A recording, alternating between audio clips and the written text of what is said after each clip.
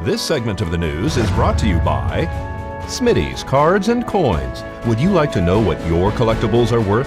Come by 2281 Postal Road, Unit 4, across from the post office.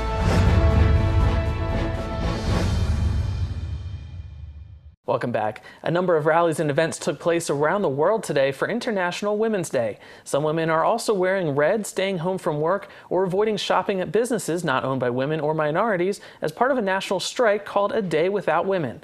Some businesses are also offering deals in support of the Women's Day. Many people are using the day to celebrate the accomplishments of women and draw attention to issues facing women, such as pay equality, access to childcare, immigrant rights, and affordable housing. You know what? A bunch of us women came into work and we were all talking about wearing red and about International Women's Day. And so it came up that, hey, is there anything going on in Pahrump to mark this? Because the three things that were announced on national TV was that you either don't go to work, or you wear red, or you don't go shopping, except for like women-owned organizations and things like that. And so not going to work was not an option for me. Obviously, I can wear red. But then I thought, you know what, gosh, I wonder if there's just something in Pahrump that, maybe we could do. And I only had time on my lunch hour. So we all started talking about, hey, you know what, let's just have lunch. It was totally spontaneous. And so we just started sending out text messages to our friends, and a couple of them posted it on Facebook, and we just sent it around, and we just met at the park and had some lunch. Fantastic. Was there any subjects that you guys talked about? Actually, it was really a lot of fun. This was so spontaneous. We had nothing planned other than to bring a bag lunch and show up and share it with some, other women. But we brought a couple of younger women with us, and we talked. There was a lady there that had been very active with the ERA in the 60s and the 70s, and the subject of burning bras came up, and of course these young people had no idea what they were talking about. And then we were talking about how me personally, how my father explained to me that I will send your brother to college, but I won't send you because you're a woman. Yeah. And so, we had some really, really good conversation about how things have come, how far they've come. Long ago. And it wasn't that long ago that a lot of these things occurred.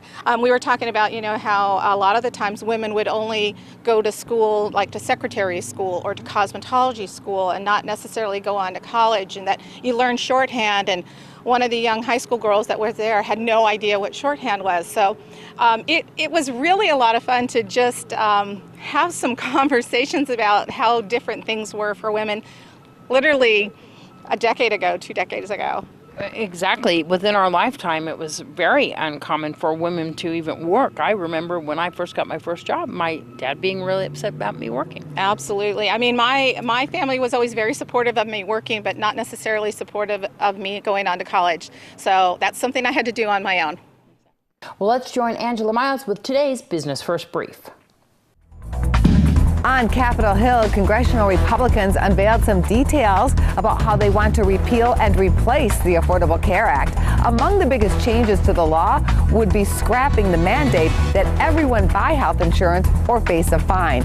It would also end the premium assistance that many purchasers get from the government to help them afford coverage.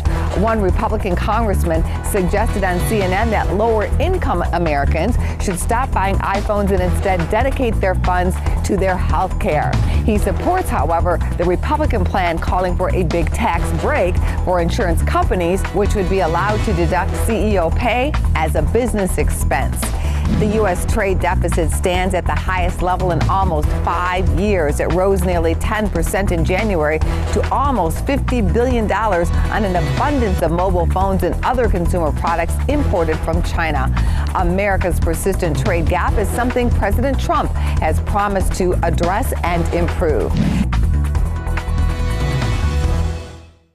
All right, more local news after the break. We'll be right back.